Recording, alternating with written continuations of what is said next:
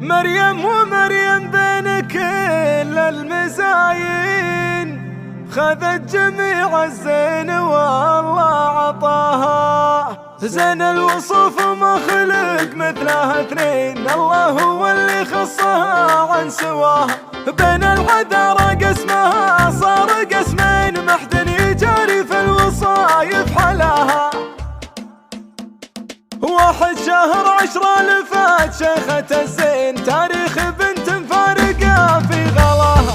مريم ومريم بين كل المزاين، خذت جميع الزين والله عطاها. زين الوصوف وما خلق مثلها اثنين، الله هو اللي خصها عن سواها.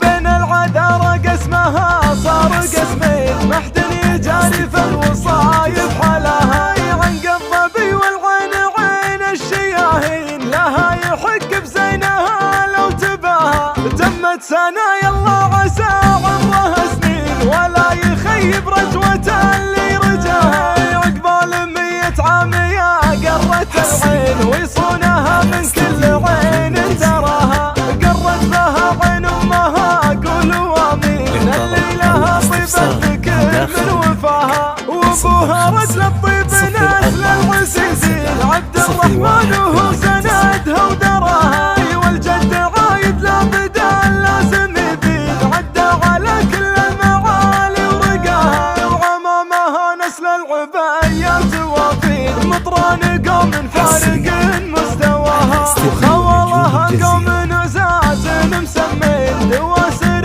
محد جهال في نباها. 1 شهر 10 لفات شيخة الزين، تاريخ بنت مفارقة في غلاها. مريم ومريم بين كل المزاين، خذت جميع الزين والله عطاها. زين الوصوف وما خلق مثلها اثنين، الله هو اللي خصها عن سواها. بين العذارى قسمها صار قسمين، ما حد يجاري في الوصايف حلاها. عن الظبي والعين عين الشياهين، لها يحق بزينها لو تباها. تمت سنة يلا عسى عمرها سنين، ولا يخيب رجوة اللي رجاها. عقبال 100 عام يا قرة العين، ويصونها من كل عين تراها. قرت بها عين امها قولوا امين، اللي لها طيب الذكر من وفاها. وابوها رجل الطيب نسل العزيزين، عبد الرحمن وهو سندها ودراها.